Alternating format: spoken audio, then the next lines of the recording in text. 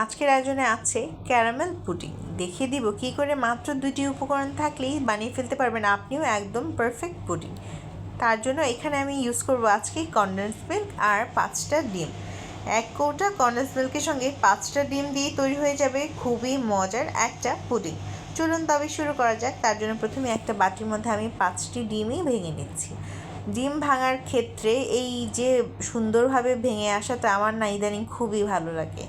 একটা সময় ছিল আমি ডিমটা ভাঙতেই পারতাম না, ডিম ভাঙার সময় কী যে একটা ঝামেলা করতাম সেটা আর নাই বা বলি।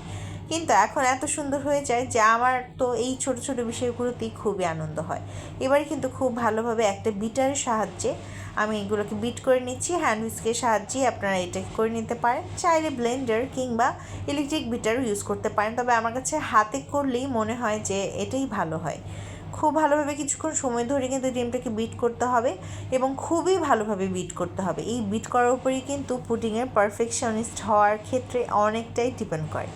ভালোভাবে ডিম ফাটা কিন্তু আমার হয়ে গিয়েছে। এই পর্যায়ে আমি 1 ক্যান কনডেন্স মিল্ক ইউজ করছি। আপনারা যদি মিষ্টি কম পছন্দ করেন তবে এক্ষেত্রে একটুখানি কম দিলেও হবে, তবে আমার কাছে মিষ্টিটা খুবই বেশি পছন্দ, তাই জন্য আমি এইভাবে ইউজ করছি। আপনারা এই একটা কনডেন্স মিল্কের সাথে 5টা ডিম দিলে কিন্তু একটা সুন্দর টেক্সচারের পুডিং পেয়ে যাবেন। এবার একটা ওই সেম হ্যান্ড হুইস্কের সাহায্যে কিন্তু এটাকে মিশিয়ে নিতে হবে।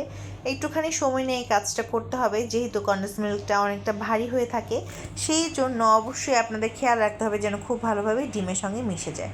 একটুখানি সময় নিয়ে না হয় কাজটা করবেন। আর এটাকে বিট করতে করতে কিন্তু আমি ওভেনটাকে 180 ডিগ্রি সেন্টিগ্রেডে 10 মিনিটের জন্য প্রিহিট করতে দিয়ে দিয়েছিলাম। আপনারা চাইলে এটাকে চুলাও করতে পারেন, তবে আমি আজকে ওভেনে করব। এবারে আমি এখানে পুডিংয়ের জন্য মোল্ডটা নিয়ে নিলাম, আর এই মোল্ডের মধ্যে প্রথমে আমি ক্যারামেল করে নেব। এখানে আমি প্রায় 1/3 কাপের মতন চিনি দিয়ে দিয়েছিলাম এবং কিছুটা পানি দিয়ে দিলাম। আর পানি দেওয়া হয়ে গেলে আস্তে আস্তে করে একটুখানি সময় নিয়ে কিন্তু ক্যারামেলটা করে নেবেন। একদম চুলার আঁচ বাড়িয়ে দিবেন না, আবার কমও থাকবে না, মোটামুটি হাই ফ্লেম থেকে একটুখানি কম আর লো ফ্লেম থেকে একটুখানি বেশি হতে হবে। আর যখন দেখবেন এরকম ক্যারামেল হয়ে গিয়েছে সেই পর্যায়ে এটাকে ঠান্ডা হওয়ার জন্য রেখে দিতে হবে। ক্যারামেলটা ভালোভাবে ঠান্ডা হয়ে গেলেই কিন্তু আপনারা আপনাদের তৈরি করে রাখা ব্যাটারটাকে এখানে দিয়ে দিবেন। আর সবটুকু দেওয়া হয়ে গেলে কিন্তু একটুখানি ট্যাপ ট্যাপ করে নেবেন যেন কোনো ধরনের এয়ার ভিতরে না থাকতে পারে। এবারে ভালোভাবে এই সবটুকুকে ঢেলে নেওয়ার পালা। আর ঢেলে নেওয়া হয়ে গেলে এটাকে আমি ওভেনে দিয়ে দিব। আর প্রথমেই 40 মিনিটের মতো এটাকে বেক করে নিব। 40 মিনিট পর আপনারা একটুখানি চেক করে নিতে পারেন, যদি মনে হয় একটুখানি আরও বেশি হবে তখন চাইলে সেটা আরও একটু বেক করে নিতে পারেন। ব্যাস, আমার কিন্তু হয়ে গিয়েছে। এবার একটুখানি ঠান্ডা করে নিয়ে আমি এটাকে ডিমোল্ড করে নিব। একটা প্লেটের মধ্যে আমি পুডিংটাকে নিয়ে নেব। পুডিংয়ের স্মেলেই তো আমার মনে হচ্ছিল যে কখন খাবো। আপনাদের কীরকম হয়? পুডিং বানানোর পর মনে হয় যে কখন খাবো? এই যে আমার মজাদার পুডিংটা কিন্তু তৈরি হয়ে গিয়েছে। এই মজাদার দেখতে লোভনীয় পুডিংটা কার কার ভালো লাগছে অবশ্যই কমেন্ট করে জানিয়ে যেতে হবে।